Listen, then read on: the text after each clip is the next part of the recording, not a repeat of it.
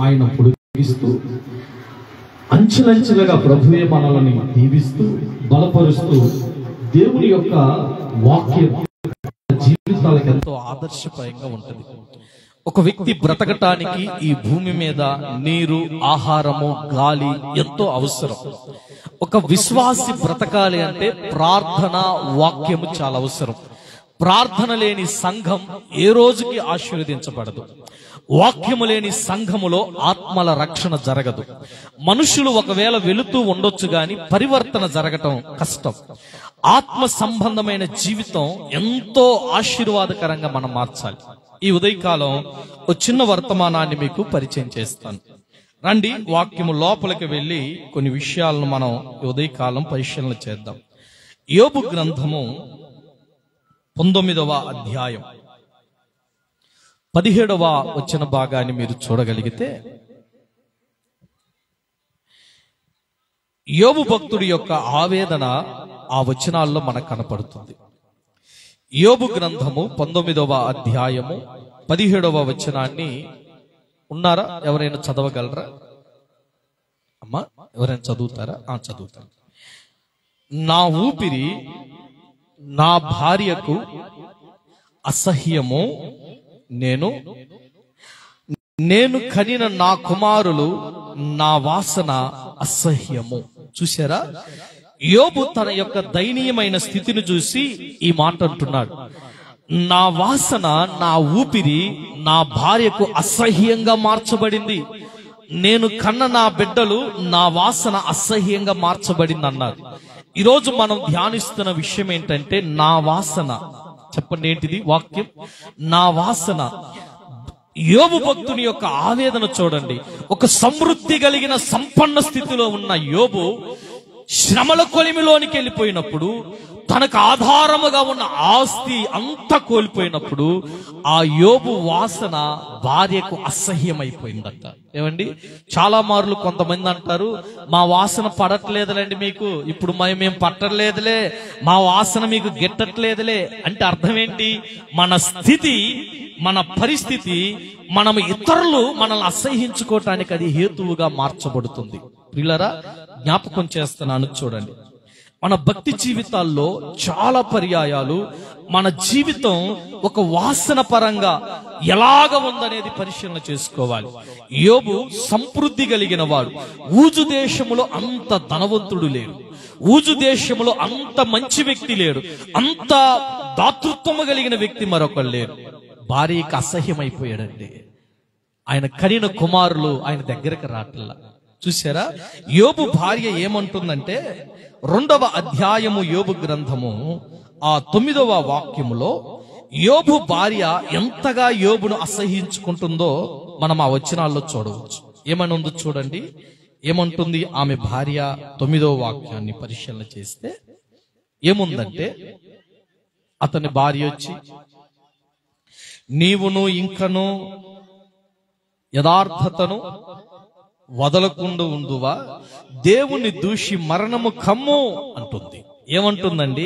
ఇన్ని శ్రమలు, ఇన్ని ఆవేదనలు, ఇంత బాధలు కలిగితే యోబు భార్య అంటుంది, ఏం భక్తి అయ్యా, ఏం భక్తి అయ్యా, ఎందుకురా ఈ ప్రార్థన, ఎందుకురా ఈ జీవితం, దేవుడు ఏం చేశాడని ఆస్తి పోయింది, అంతస్తు పోయింది, పిల్లలు పోయారు, ఛీ, ఈ వాసనే నాకు పడట్లేదురని భార్య యోబు ముందు, యోబు ముఖం మీద అసహ్యించుకుంటూ ఉందట. యోబు ఎంత వేదనతో ఈ మాట అన్నాడు, నా వాసన, నా ఊపిరి నా భార్యకు అసహ్యమైపోయింది, నేను కనిన నా బిడ్డలు నా వాసన అసహ్యపడుతున్నారు. ఈరోజు చెప్పనివ్వండి, మనుష్యులు ఎలాగున్నారంటే భారమైన జీవితంలో ఉన్నారు. ఈరోజు నన్ను నా బిడ్డలు ప్రేమిస్తున్నారని చెప్పుకోలేని భయంకరమైన ఆధ్యాత్మికమైన ఒక నిరుత్సాహ ఊబిలో ఈరోజు నీలో కూర్చున్న వారు ఉన్నారు. నా బిడ్డలకు నేను బరువైపోయానయ్యా, నా భార్య నాకు బరువుగా మార్చబడింది, నా భర్తకు నేను అసహ్యురాలునైపోయాను, నా రక్త సంబంధులకు నేను ఒంటరివాడిని అయిపోయాను. ఎంత దుఃఖకరమైన పరిస్థితి అండి. నా వాసన నా భార్యకు అసహ్యం, నా బిడ్డలకు అసహ్యం. యోబు గుండె నిండా బాధ తెచ్చుకొని, గుండె నిండా వేదన పడుతూ, గుండె నిండా దుఃఖాన్ని కూర్చుకొని మాట అంటున్నాడు, నా వాసన, నా ఊపిరి నా భార్యకు, చెప్పండి ఏముందండి, అసహ్యంగా ఉంది. నా పరిస్థితి చూస్తే ఎంతో దయనీయంగా ఉంది. ఎవడు రాట్లా. ఇన్ని సంవత్సరాలు నేను పెంచిన నా బిడ్డలు నాకు తిరుగుబాటుదారులు అయిపోయినారు. ఎంత గొప్ప చెప్పండి. నా వాసన అసహ్యకరముగా మార్చబడుతుంది. ఎందుకు యోబు ఈ మాట అన్నాడంటే, యోబు యొక్క స్థితి యోబును ఈ పరిస్థితికి దిగజార్చింది. ఏమండి, నీకు సమృద్ధిగా డబ్బుంటే, ఆస్తుంటే, అంతస్తుంటే అందరు నీ దగ్గరకు వస్తారు. అర్థమవుతుందండి?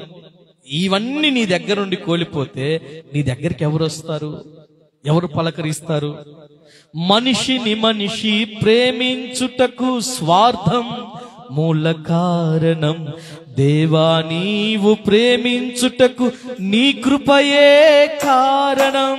మనుషులు మారినా, మమతలు మారినా, బంధాలు వీడినా, యేసు ప్రేమ మారదు. మనుషులు మారినా, మమతలు వీడినా, బంధాలు మారినా, యేసు ప్రేమ మారదు. ప్రేమ ప్రేమ నా యేసు ప్రేమ, ప్రేమ ప్రేమ నా తండ్రి ప్రేమ, ఊహకు వందని ప్రేమ నా యేసు ప్రేమ, వెలకు వందని ప్రేమ నా తండ్రి ప్రేమ. తరాలెన్ని మారినా, యుగాలెన్ని గడచినా, జగన మారనిది యేసు ప్రేమ. తరాలెన్ని మారినా, యుగాలెన్ని గడచినా, జగన మారనిది యేసు ప్రేమ. ప్రేమ ప్రేమ నా యేసు ప్రేమ, ప్రేమ ప్రేమ నా తండ్రి ప్రేమ, ఊహకు వందని ప్రేమ నా యేసు ప్రేమ, వెలకు వందని ప్రేమ నా తండ్రి ప్రేమ. దేవునికి స్తోత్రం చెప్పండి కుమారు. అర్థమవుతుందండి? ఒక మనిషి మరొక మనిషిని ప్రేమించాలంటే స్థాయి, ఒక మనిషి మీద అమితమైన ప్రేమ ఉండాలంటే స్థితి. నీ స్థితి దిగజారిపోయినప్పుడు, నీ పరిస్థితులన్నీ మారిపోయినప్పుడు, నీ వాసన నీ ఇంటి వారికి, నీ కుటుంబస్తులకి, నీ రక్త సంబంధులకి అది అసహ్యంగా మార్చబడుతుంది. ఈ మధ్యాహ్నం వేళ నేను ఒక ప్రాముఖ్యమైన విషయాన్ని మీకు చెప్పాలనుకుంటున్నాను. దేవుడు మనుషులను ఎన్నడూ అసహ్యించుకోడు అన్న విషయం మనం నేర్చుకోవాలి. మనుషులు అసహ్యించుకుంటారేమో గాని దేవుడు ఎవరిని అసహ్యించుకోడు. దేవుడు ఒకవేళ ఒక మనిషిని అసహ్యించుకుంటే అది ఆయన గుణలక్షణానికి వ్యతిరేకమని గమనించాలి. భక్తుడైన దావీదు ఇలా రాస్తూ కీర్తన గ్రంథంలో అన్నాడు. 38వ కీర్తన 5వ వాక్యాన్ని మీరు చూస్తే, దావీదు సుకృతంగా ఉద్దేశపూర్వకంగా చేసిన తన పాపస్థితిని ఇలా మాట్లాడుతూ ఉన్నాడు. ఆయన కీర్తనల గ్రంథము 38వ కీర్తన 5వ వాక్యాన్ని చూడండి. ఏమని ఉంది అక్కడ? నా మూర్ఖత వలన కలిగిన నా గాయములలో నుండి అమ్మా దుర్వాసన కలవై స్రవించుచున్నవట. దేవునికి స్తోత్రం చెప్పండి. అర్థమవుతుందండి? దావీదు అన్నాడు, అయ్యా నేను చేసిన తప్పులు, నేను చేసిన అపరాధాలు, నేను చేసిన మోసాలు, ఇవన్నీ నన్ను ప్రజలు ఎలా చూస్తున్నారంటే, నువ్వు మారినా కూడా ప్రజలు అంటారు, అబ్బో ఏం మారిందిలే, అమ్మో బైబిల్ పట్టుకొని మందిరానికి వెళ్తుందంట. ఏంటిది? నీ గత జీవితాన్ని చూసి మాట్లాడే మాటలు. దావీదు భక్తి కలిగిన వాడే. ఏదో ఒకసారి దావీదు జీవితంలో ఒక పర్యాయమే ఒక స్త్రీతోనే ఆయన తప్పు చేశాడు. ఒక్క పర్యాయమే జరిగింది ఆ పొరపాటు. అది దావీదుకు తెలియబడిన తరువాత దావీదు జీవితంలో మరొక పరస్త్రీని కన్నెత్తి కూడా చూడాల. దేవునికి స్తోత్రం చెప్పండి. అర్థమవుతుందండి? మన జీవితం, దావీదు అన్నాడు, నా మూర్ఖత వలన దేవా నాకు కలిగిన గాయాలలో నుండి చెడు వాసన. ఇదేమిటంటే మన ప్రవర్తన చెడిపోయినప్పుడు ప్రజలు మనలో నుండి చూసే వాసన. స్థితి బాగలేనప్పుడు అసహ్యించుకుంటారు ప్రజలు. నీకు ధనము కలిగితే అందరూ నీ దగ్గరకు వస్తారు, ధనము లేకపోతే అందరూ వెళ్ళిపోతారు. నీ స్థితి బాగుంటే అందరూ వస్తారండి. ఒక ఆయన వేమన శతకములో ఈ మాట అన్నారు, చెరువు నిండిన ఎడల 10,000 కప్పలొచ్చును గదరా సుమతి, ఎప్పుడు ధనము కూడిన ఎడల అప్పుడు బంధువులు వచ్చుదురు గదరా సుమతి అన్నాడు. వేమన తన సుమతి అనే శతకాన్ని రాస్తున్న ఈ మాట. చెరువు నిండా నీళ్ళు వచ్చినాయండి, ఏమొస్తాయి? కప్పలు. ఎందుకు వస్తాయి? నీళ్లుండయి కాబట్టి. చెరువు ఎండిపోయింది, ఒక్క కప్ప అయిన ఉండిద్దా? ధనము కూడిన ఎడల బంధువులు అప్పుడు వచ్చుదురు గదరా సుమతి. చెరువు నిండితే 10,000 కప్పలు వస్తాయి, చెరువు ఎండిపోతే? నేను అంటాను, ఏ స్థితిలోనైనా నిన్ను ప్రేమించగలిగిన ఒక ఆయనను నీకు పరిచయం చేస్తాను.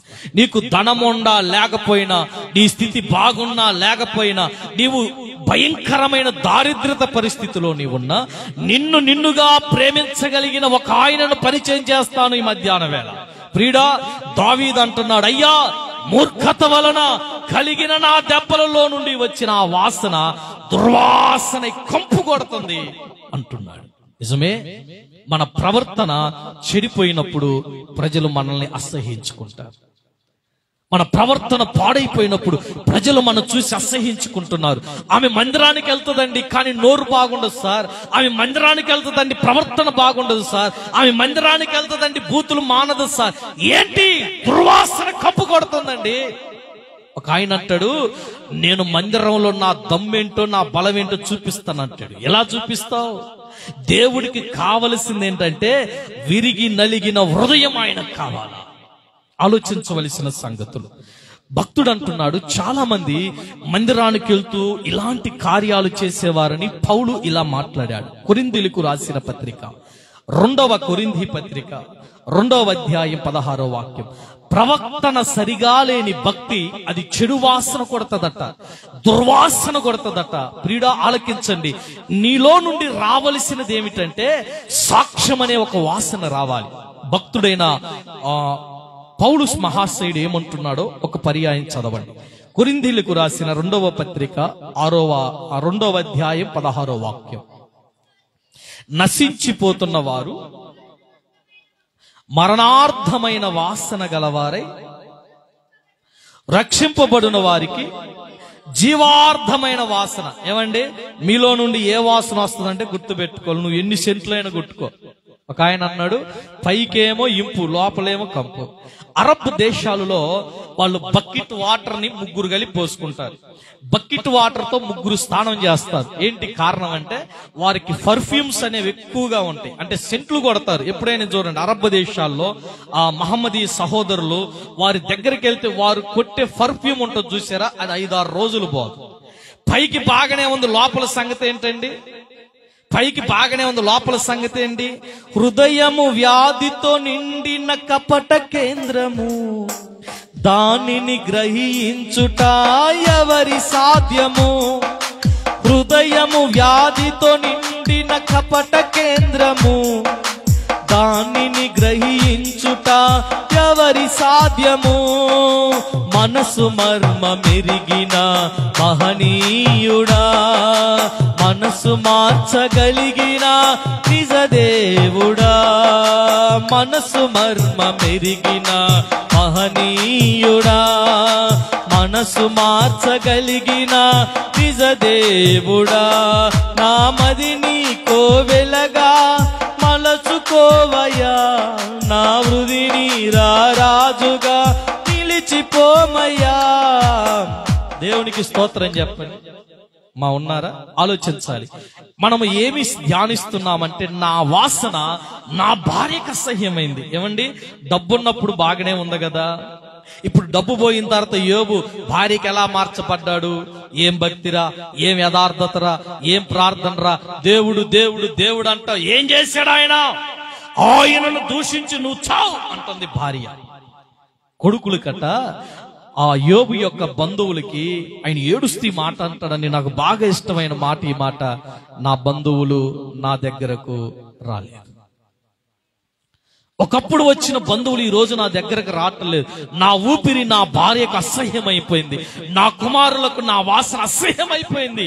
ఆ యోబు దయనీయమైన స్థితి, పడిపోయిన స్థితి, దైనీకమైన ఆ పరిస్థితిని చూసి అందరూ అసహ్యించుకుంటున్నారు. ఎవరు రాలా. కుక్కలు వచ్చాయి ఆయన దగ్గరికి, కురుపులు నాగుతున్నాయి. నేను అనుకుంటున్నాను యోబు గారి గాయాలు కట్టడానికి ఒక డాక్టర్ కూడా లేడేమో. యోబు గారి గాయాలు కట్టడానికి ఒక్కళ్ళు కూడా రాలా. కుక్కలు వచ్చి ఆ కారుతున్న రసికను, ఆ కారుతున్న స్రావాన్ని నాగుతూ ఉంటే యోబు బోరుని ఏడవటం మొదలు పెట్టాడు. దావీదు అన్నాడు, అయ్యా, నా మూర్ఖత వలన కలిగిన ఆ దెబ్బలలో నుండి వచ్చిన వాసన, దుర్వాసన కొడతాను. అందరూ అంటున్నారు దావీదు పాపం చేశాడురా, దావీదు ఆ పని చేశాడురా అంటుంటే దావీదు గుండె బద్దలైపోతుంది, ఏడుస్తున్నాడట. నిజమే, మనుష్యులమైన మనము పాపము చేసినప్పుడు మనలో నుండి వచ్చే వాసన ఏమిటంటే మరణార్థమైన వాసన. చచ్చిపోయినడు ఒంట్లో నుంచి ఏ వాసన వస్తుందండి చెప్పండి? ఎందుకు దేవుడు ఈ మాట చెప్పాడు పౌలు ద్వారా అంటే, చాలా మంది జీవితాల్లో మందిరానికి వెళ్తున్నారు కానీ మాదిరి అయిన జీవితం లేదు. ఏం కావాలండి చెప్పండి? ఏం కావాలి? నేను గడిచిన శుక్రవారం మీతో చెప్పాను, నోటికి కళ్ళెము పెట్టుకుని ఎడల వాడు భక్తిపరుడు అనటానికి వ్యర్థం. నువ్వు అన్నీ తెచ్చి, నువ్వు పెద్ద పెద్ద కొత్తిమీర కోతలు మాట్లాడి, చివరికి మన నోటిలో నుండి పరిశుద్ధమైన మాట రాకపోతే నేను ఎలా భక్తిపరుని అనుకోవాలి? అది భక్తి కాదట. భక్తిపరుడైన వాడు నోటికి ఏం పెట్టుకోవాలండి? కళ్ళెం పెట్టుకోవాలి. అది మనం నేర్చుకున్నాం. వీడు ఆలకించండి. అయితే మరణార్థమైన వాసన వస్తుంది. ఈ 3 అనుభవాలు ఒక వ్యక్తిలో చూస్తాం. లూకాసు వార్త 15వ అధ్యాయాన్ని మీరు చదివితే, ఒక తండ్రి కట 2 కుమారులు ఉన్నారు. ఆ తండ్రి ఓ మంచి ధనవంతుడు. ఆ తండ్రి ఇంట చాలా సమృద్ధి అయిన ఆహారం ఉంది. 2 కొడుకులు ఉన్నారు, పెద్ద కొడుకు, చిన్న కొడుకు.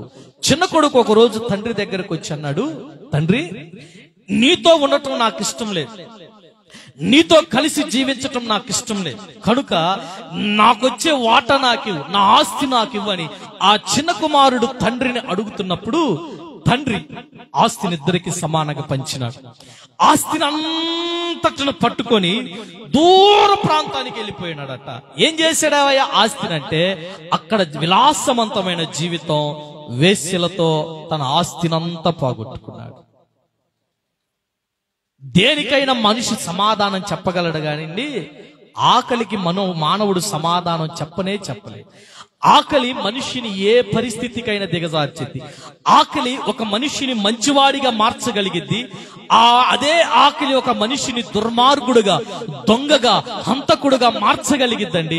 చాలా రాబరీస్ జరగటానికి కారణం ఆకలే. ఆకలి కేకలు వినపడుతున్నప్పుడు ఆ జానడు పొట్టకు చాలా మంది సమాధానం చెప్పలేని వారు ఉన్నారు. మీకు తెలుసండి, ఈరోజు ప్రపంచవ్యాప్తంగా ఆకలిని తీర్చుకోవటానికి వ్యభిచారం అనే వృత్తిలో దిగిన వారు చాలా మంది ఉన్నారు. అది చాలా దయనీయమైన పరిస్థితి అండి. ఆ మధ్య చాలా సంవత్సరాల క్రితం ఒక దైవజనుడు ఒక ప్రాంతానికి వెళ్ళాడట. వెళితే అక్కడ ఒక ఆమె యవనస్తురాలు వాక్యం చదవటానికి ఆయన పిలిచింది. కూర్చున్నాడు. 2 గంటలైంది, 3 గంటలైంది, రాలేదు. కూటం స్టార్ట్ అవుతుంది. తర్వాత ఆమె వచ్చినప్పుడు ఆయన అన్నాడు, అక్క, ఇప్పుడు దాకా మీరు ఎక్కడికి వెళ్ళారు? ఏంటి కనపడకుండా వెళ్ళారు? అయ్యా, నాకు 2 బిడ్డలున్నారు, వారు ఆకలికి అల్లాడుతున్నారు. నా భర్త చిన్నప్పుడే చచ్చిపోయాడు. ఆ 2 బిడ్డలకి ఆకలి తీర్చుకోవటానికి నాకు ఏరే అవకాశం లేదయ్యా. నేను వేశ్యాగృహంలో పార్ట్ టైమ్ గా జాబ్ చేస్తాను. వేశ్యా వృత్తిలో నా ఉన్నప్పుడు నా శరీరాన్ని అమ్ముకుంటే కొంత డబ్బులు వస్తాయి. ఆ డబ్బులు తెచ్చి నా బిడ్డ పొట్ట నింపుకుంటానని ఆ తల్లి చెబితే ఆ దైవజనుడు గుండెలు పగిలేదట్టు ఏడ్చినాడు. బిడ్డ ఆలకించండి, ఈరోజు ఇలాంటి దయనీయమైన పరిస్థితి కలిగిన వారు ఉన్నారండి. దేవుడు మనం 3 పూట్ల అన్నం తినగలుగుతున్నాం. ఏమండి, ఎంతో అన్నం వ్యర్థంగా పారేస్తున్నాం. ఒక్కొక్క మారు మిగిలిన అన్నం బయట పారేస్తున్నాం. ఆ అన్నపు ముద్ద దొరకక ఎంతమంది దేశవ్యాప్తంగా ఏడుస్తున్నారో మీకు తెలుసా? కోవిడ్ టైంలో కరోనా ఉన్నప్పుడు నేను మెడికల్ డిపార్ట్మెంట్ లో జాబ్ లో ఉన్నాను. బిడ్డలారా ఆలకించండి, ఆ రోడ్డు మీద అడుక్కునేవారు ఆకలి లేక, ప్రజల సంచారం లేక కొంతమంది ఆకలితో రోడ్ల మీద చచ్చిపోయినారు. నేను ఆ సన్నివేశం చూసి నా గుండె తరుక్కుపోయి, బిడ్డలారా, దాదాపుగా మేము 220 మందికి భోజనాన్ని ఏర్పాటు చేయాలని కొంతమందిని గ్యాదర్ చేసుకుని వాళ్ళకు ఒక వాటర్ బాటిల్, పులిహార ప్యాకెట్, ఏదో మాకు కలిగిన కొద్దిపాటి సహాయం, ఒక మాస్క్, వాళ్ళకి ఒక శానిటైజర్, ఇలాంటి వాటిని ఏర్పాటు చేసి మేదరమెట్ల ప్రారంభం మొదలుకొని చిలకలూరుపేట బోర్డర్ వరకు బస్ స్టాండ్ లో గాని చెట్ల మధ్యలో గాని ఎంతమంది వారు ఉన్నారో వారందరికీ డిస్ట్రిబ్యూషన్ చేశాం. మీకు తెలుసండి ఈ మాట? మీరు ఆలోచించారా? బిడ్డల ఆకలి బాధ ఎంత గొప్పదో. ఈ తప్పిపోయిన కుమారుడు ఉన్న ఆస్తినంతా పోగొట్టుకుని ఎలా బ్రతకాలో తెలియక ఆ దేశంలో పందులు కాసే ఒక ఆయన దగ్గరికి వెళ్ళి అడిగాడయ్యా, నేను నీ పందులు కాస్తాను, నాకు నీ ఉద్యోగంలో పందులు కాసే ఉద్యోగంలో పెట్టుకోండి అని అడిగాడట. ఆయన అన్నాడు, దేశమంతా కరువు వచ్చింది, దేశమంతా భయంకరమైన కరువు వచ్చింది, జీతాలు ఇయటానికి కుదరదు. అయ్యా, జీతం లేకపోయింది, ఒక ముద్ద అన్నం పెట్టయ్యా 3 పూట్ల అన్నాడు. అన్నం పెట్టడానికి కూడా లేదు. పందులకు ఆ రోజులో యావల పిండి, గోధుమల పిండిని కలిపి కుడితిగా పోసేవాళ్ళండి. ఆ పొట్టు దొరికితే తిను, ఆకలి మాత్రం అన్నం పెట్టే పరిస్థితి లేదన్నాడు. అనుకున్నాడు, ఆకలితో చచ్చిపోయే ముందు ఏదో ఒకటి తింటే బాగుండు కదా అని. మీకు తెలుసండి, దైవజనులు స్వర్గీయులు యేసన్న గారు ఆయన చింత చిగురు తిని దేవుని సేవ చేసినాడట. నేను కొంతమంది భక్తుల జీవితాన్ని విన్నప్పుడు ఒక వైరాగ్యం కలిగిద్ది నాకు.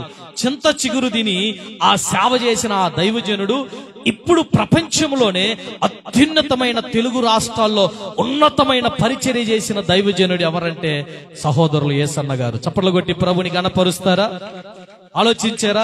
ఇన్ని వేల మంది ప్రజలు, ఇంత వైభవానికి ఆ పునాది వేసిన ఆ దైవజనుడు నలిగిపోయే ప్రారంభ దశలో ఆకలి తట్టుకోలేక, అన్నానికి లేక, ఎవడు పెట్టేవాడు లేక చింత చిగురు తిని నీళ్లు దాగి నేల మీద పడి కాలినడక మీద నడిచి చిన్న పూరి గుడిసెలో ప్రారంభమైన పరిచర్య లక్షల మందికి ఆశీర్వాదంగా మార్చబడి. ఆలోచించండి, నలిగిన జీవితాలు, విసికి వేసారిపోయిన బ్రతుకులు అందరూ అసహ్యించుకుంటారేమో గాని నేను ప్రకటిస్తున్న యేసు మాత్రం అసహ్యించుకోడు. చప్పట్లు కొట్టి ప్రభుని గణపరుస్తారా? దేవునికి మహిమ కలుగునుగాక. ఆకలితో అల్లాడిపోతున్నాడు ఈ వ్యక్తి. పందులు పొట్టు కోసం వెళ్తే పందులు ఈడికంటే ముందు పోయి పొట్టంతా తినేస్తున్నాయి.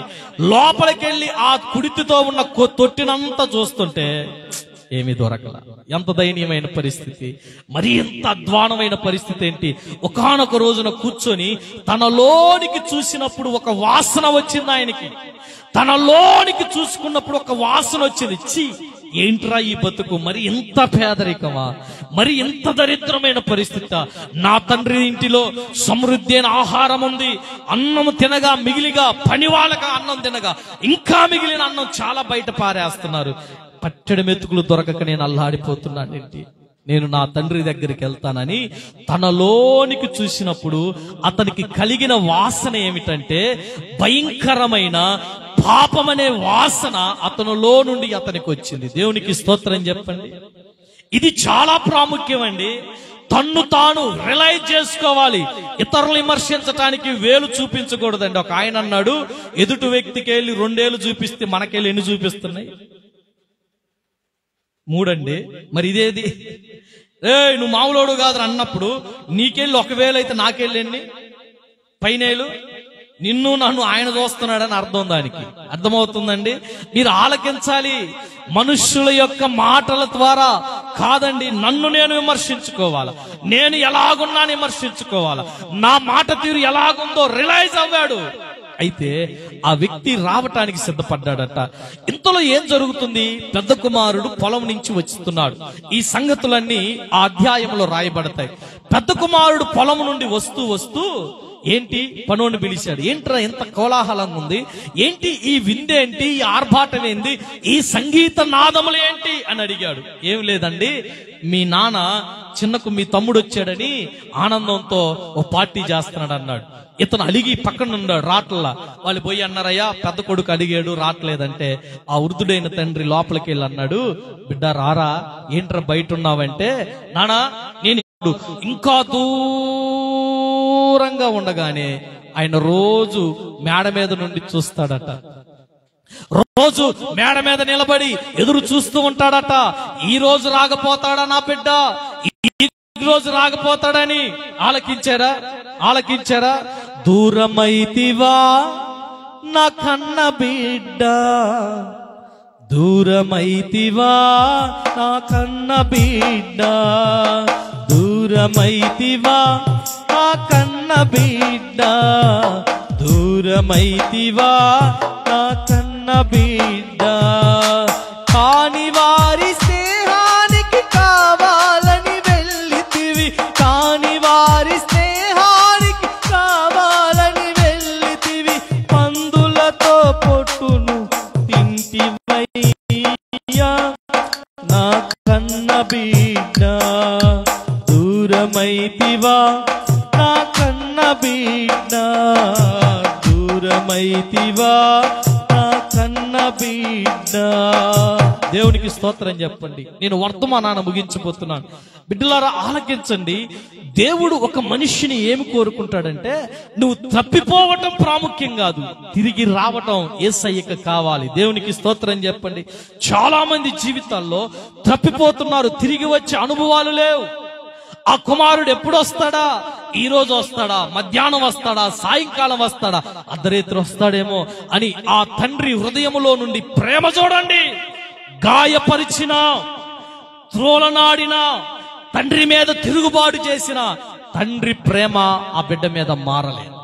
ఎదురు చూస్తూ ఉన్నాడట.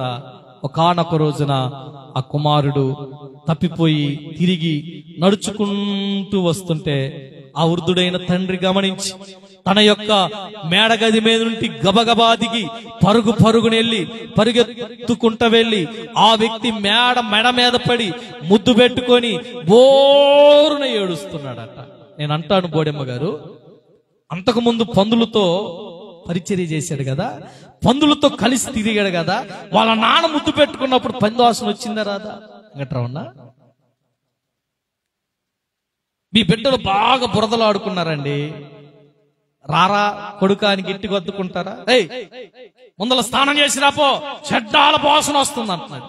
ఒరే, తండ్రికి కుమారుడు శుభ్రంగా లేకపోతే ఆ వాసన అసహ్యంగా మార్చబడింది. ఈ అధ్యాయాన్ని నేను వేకువజామున ధ్యానిస్తున్నప్పుడు నాకు ఒక దుఃఖం కలిగింది. ప్రభువా, ఎంత ప్రేమయ్యా, నా వాసన నా భార్యకు అసహ్యం అయిపోయింది, నా వాసన నా కుమారులకు అసహ్యం అయిపోయింది, మూర్ఖత వలన కలిగిన నా వాసన నాకే అసహ్యమైంది అన్నాడు దావీదు. మరణార్థమైన వాసన వస్తున్న ఆ వ్యక్తిని చూశారా? వాళ్ళ అన్నకి ఏ వాసన వస్తుంది ఆ కుమారులో నుండి అంటే, వేశ్యలతో గడిపిన వాసన వస్తుంది. తండ్రికి వచ్చిందా? మెడ మీద పడి ముద్దు పెట్టుకొని ఏడుస్తూ అంటాడు, బిడ్డ ఏంట్రా ఇలాగైపోయినావు? పనోళ్ళం పిలిచి చెబుతున్నాడు, నా కుమారునికి మంచి వస్త్రాలు తేండి, ప్రశస్తమైన వస్త్రాలు తీసుకురండి, నా కుమారుడికి చెప్పులు తేండి, నా కుమారుడికి బంగారపు ఉంగరములు తీసుకురండి. ఆహా, ఏమి ప్రేమ, ఎంత అమోఘమైన ప్రేమ!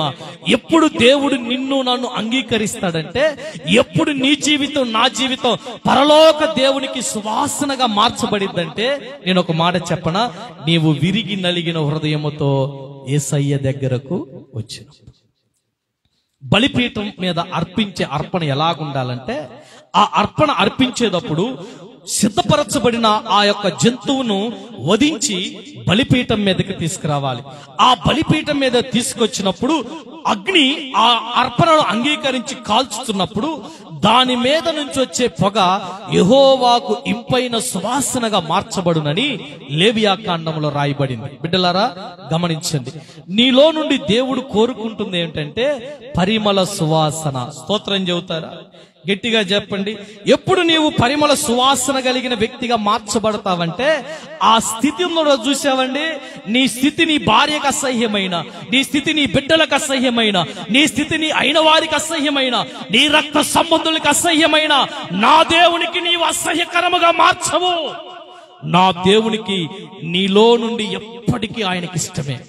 ఆ తప్పిపోయిన కుమారుడు వస్తే ఆ పెద్ద కుమారుడు అంటాడు, ఏంటి నానా, వాడు ఇన్ని దుర్మార్గ పనులు చేసి వస్తే వాడిని ప్రేమిస్తావు, వాడికి బట్టలు ఇస్తావు, వాడికి బంగారాన్ని ఇస్తావు, ఏంటయ్యానంటే ఆయన అన్నాడు, అరే ఈ చిన్న కుమారుడు చనిపోయి మరలా బ్రతికాడు.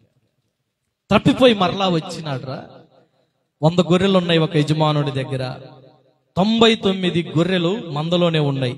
ఒక్క గొర్రె చెప్పండి ఏమైందండి? తప్పిపోయింది. ఆ ఒక్క గొర్రె నేనేనేమో, ఆ ఒక్క గొర్రె మీరేనేమో. తప్పిపోతే పోయిందిలే, తప్పిపోయిందిలే అనుకున్నాడా?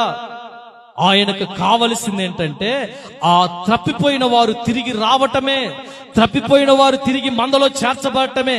ఆ ఒక్క గొర్రె కోసం ఆయన కొండలలో, లోయలలో, మెట్ట ప్రాంతాల్లో తిరిగి అది దొరికినప్పుడు భుజముల మీద వేసుకొని సంతోషముతో వచ్చాడట. నేను అంటాను, ఈ 99 గొర్రెలు ఏం చేస్తున్నాయి? ఆ ఒక్క గొర్రె సంగతి పక్కన పెట్టండి. 99 గొర్రెలు ఏం చేస్తున్నాయి? అలుగుతున్నాయి. ఈ 99 గొర్రెలు ఏం చేస్తున్నాయి? కాపరిని తిట్టుకుంటున్నాయి.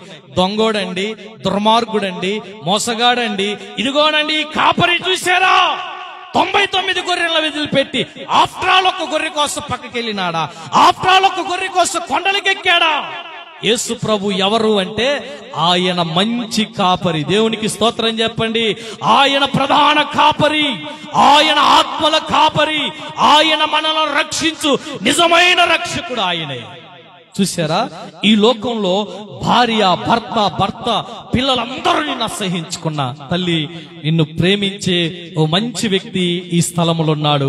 ఆయన పేరు నజరేయుడైన యేసు. చప్పట్లు కొట్టి ప్రభుని గణపరచండి. నజరేయుడైన యేసు క్రీస్తు ప్రభువారు. ఆయన అంటాడు, మీరు నా యొద్దకు రండి అంటాడు.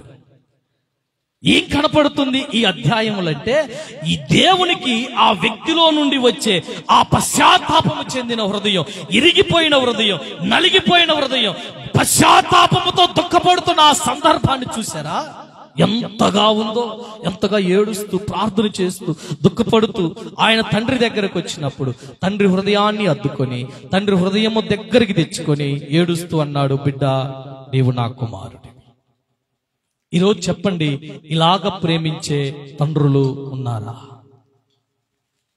కొడుకుని మరణానికి అప్పగించబడే ఈ సమాజములో, బిడ్డలను అసహ్యించుకునే తల్లిదండ్రులు కలిగిన ఈ సమాజములో, బిడ్డలు నాశనమైపోవాలని ఆలోచించే మూర్ఖత కలిగిన ప్రజలున్న ఈ సమాజములో యేసుక్రీస్తు ఈ సమాజానికి ఒక నీతి సూర్యుడిలాగా లేరంటారా? ఈ మాదిరి మనలో ఉందంటారా? ప్రేమ. ఈ లోకంలో మనిషి డబ్బు సంపాదించగలడు, ఏమండి, ఆస్తిని సంపాదించగలడు, మేడలు కట్టగలడు, మిద్దెలు కట్టగలడు. ప్రేమించే నలుగురు వ్యక్తులను సంపాదించగలరా? నీ దురవస్థలో, నీకు కలిగిన కష్టాల పరిస్థితిలో, నీ ఇబ్బందులలో, ఆనాటికి కూటికి లేని ఆ పరిస్థితిలో నీ దగ్గరకు రాగలిగిన నలుగురు నీకున్నారా? ఈ రోజు నీ పరిస్థితి బాగలేతే నిన్ను అన్వేషణ చేయగలిగేవారు నీకున్నారా? ఉంటే నీవు ధన్యురాలవే. ఒకవేళ నీ ఆస్తిని చూసి, నీ స్థితిని చూసి ఎవరైనా నిన్ను ప్రేమిస్తున్నారంటే అది కల్మషముతో కూడిన ప్రేమ. నిజమైన ప్రేమలో స్వార్థం ఉండదు. నిజమైన ప్రేమలో దాపరికాలుండవు. నిజమైన ప్రేమ మరణము కన్నా అత్యధికమైన కార్యాలను చేయగలిగింది. దైవజనామంగా చూడండి, దేవుడు ఇలాగంటున్నాడు, నీలో నుండి ప్రభువుకు కావలసింది ఏంటంటే సాక్ష్యం అనే సువాసన రావాలి. చెప్పనే రావాలండి. మంచి బిడ్డండి, చాలా ప్రార్థన పరురాలండి, ఆమె దేవుని బిడ్డండి అని సాక్ష్యం అనే సువాసన నీలో నుండి రావాలి. నీలో నుండి ప్రభువు కోరుకునేది ఏమిటంటే పశ్చాత్తాపం అనే వాసన, మారు మనసు అనే వాసన, మార్పు చెందిన హృదయాలు. ఈరోజు ప్రజలు దేవుని దగ్గరకు వచ్చినప్పుడు దేవుడు అసహించుకునే పరిణామాలు ఎందుకు వస్తున్నాయో చెప్పనా? మందిరానికి వెళ్తున్నారా గాని మాదిరి లేదండి, మాట మారలా, చూపు మారలా, ఆలోచన మారలా. అందుకనే అన్ని జనులైన వారికి యేసుక్రీస్తు యొద్దకు రావటానికి మనమే ఆటంకాలుగా మార్చబడుతున్నాం. దైవ జనాంగమా, నా ఉపదేశాన్ని ముగిస్తున్నాను. నేను యేసుక్రీస్తు కొరకు పరిమళ సువాసనగా మార్చబడునుగాక. గట్టిగా చెప్పరేంటి? మనము సువాసనగా మార్చబడాలి. నీ ద్వారా, నీ ప్రార్థన, నీ జీవితం, నీ వ్యక్తిగత నడవడిక ఇదే ప్రభు కోరుకుంటుంది. ప్రభు ఏం కోరుతున్నాడంటే నీ నుంచి వెండి బంగారాలు ఈయన ఆశించట్లేదండి, నిలువు దోపిడీలు ఈయన ఆశించట్లేదండి, నీవిచ్చే ఆస్తుల మీద ఈయన ఆధారపడట్లేదండి. నా దేవునికి కావలసింది ఏంటంటే అంతటా అందరూ మారు మనసు పొందాలి. తాగుబోతుడున్నాడా? తాగుడు వదలాలి. వ్యభిచారి ఉన్నాడా, వ్యభిచారాన్ని వదలాలి. దొంగ ఉన్నాడా, దొంగతనం ఉండాలి. ఏ చెడు కార్యము మనలో కార్యసాధకమైందో ఆ చెడును విడిచిపెట్టి సన్మార్గములో మనం నడవగలిగిన రోజున దేవుడు నీతో ఉంటాడు. దేవునికి స్తోత్రం చెబుతారా? గట్టిగా చెబుతారా? యోబు స్థితిని చూసి భార్య అసహించుకుందా లేదా? నేను మాట్లాడుతున్నాను చివరి విషయం. అసహించుకుందా లేదా? బిడ్డలు దూరం అయిపోయారు, ఏడుస్తున్నాడండి. అన్నాడు, నా బంధువులు ఎవరు రావట్లేదు నా దగ్గరికి ప్రభువా, నెలవైన వారు నాకు దూరం అయిపోయారయ్యా, ఎవరు రావట్లేదు, నా అందరూ నన్ను చూసి అసహించుకుంటున్నారని ఆయన ఎంతగానో దుఃఖపడుతుంటే ఆకాశమునందున్న దేవుడు యోబును ఓదార్చటానికి భూలోకానికి దిగి వచ్చాడు. చప్పట్లు కొట్టి ప్రభుని గణపరచండి. యోబుతో మాట్లాడాడు. యోబుకు మొదటి కలిగిన స్థితి కన్నా అత్యధికంగా ఇచ్చినాడట. 7,000 గొర్రెలు పోతే ఏంటి, యోబు 14,000 గొర్రెలు ఇచ్చాడంతే. ఆయన భార్య పోయిందండి, బిడ్డలు పోయారండి. ఆ బిడ్డలన్నిటిని ఇచ్చినాడు, అందరిని ఇచ్చినాడు. అందరూ దూరం అయిపోయినా యోబుకు దేవుడు దూరం గాల. అందరూ దూరం అయిపోయినా యోబు దగ్గరికి దేవుడు వచ్చాడు, యోబును మాట్లాడాడు, స్థితిని మార్చినాడు. ఇదే యోబు ఊజు దేశంలో మరింత ధనవంతుడుగా దేవుడే మార్చినాడు. దేవునికి స్తోత్రం చెప్పండి, గట్టిగా చెప్పండి. నా అన్నువారు నాకు దూరమైన, నా తల్లిదండ్రులే నా చెయ్యి విడిచిన, నా అన్నువారు నాకు దూరమైన, నా తల్లిదండ్రులే నా చెయ్యి విడిచిన, ఏ క్షణమైనా నన్ను మరువకుండా, ఏ క్షణమైనా నన్ను మరువకుండా, నీ చేతితో నన్ను హత్తుకుంటివే, నీ చేతితో నన్ను వద్దుకుంటివే, నా తోడుగా ఉన్నవాడవే. కలిసి పాడుకుందామా? నా చెయ్యి పట్టి నడుపువాడవే, నా తోడుగా ఉన్నవాడవే,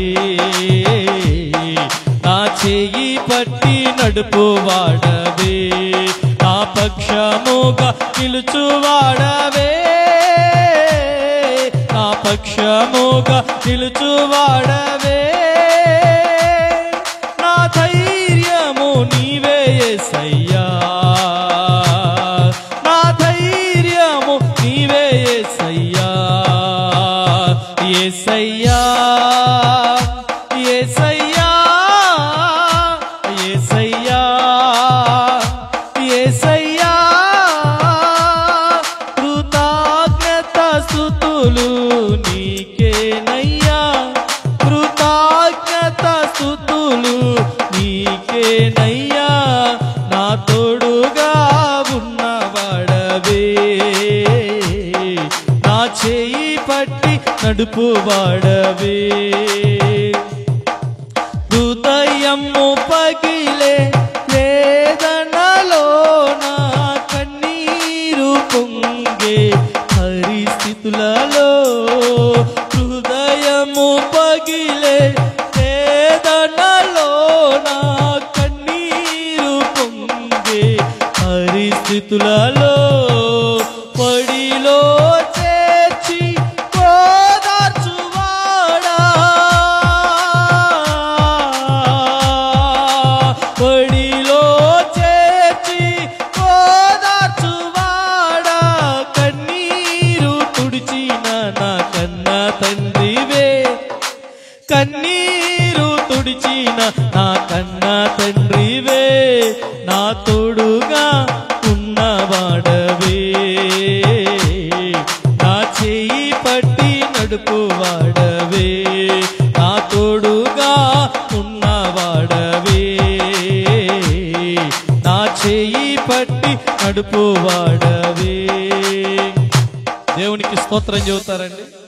నీ వారు నీకు దూరం అయిపోయినా, నీ బంధువులు నీ యొద్దకు రాకపోయినా, పరిస్థితులన్నీ ప్రతికూలమైపోయినా, కన్నవారే నీకు బరువుగా మార్చబడినా, కన్నబిడ్డలే నీకు వ్యతిరేకులుగా మార్చబడినా, ఏది నీదనుకున్నావో అది నీ యొద్ద నుండి దూరం అయిపోయినా, నిన్ను విడవని ఎడబాయని దేవుడు నేను ప్రకటిస్తున్న యేసుక్రీస్తు ప్రభు. చప్పట్ల కొట్టి ప్రభుని గణపరుస్తారా? నీవు అనగలగవా, అయ్యా నా యొద్దకు రండని. ఆ తప్పిపోయిన కుమారుడు వలె నీవు నేను రావటం ఎంత ఆశీర్వాదకరం. కళ్ళు మూసుకుందామా, వచ్చిన ప్రార్థన చేద్దామా?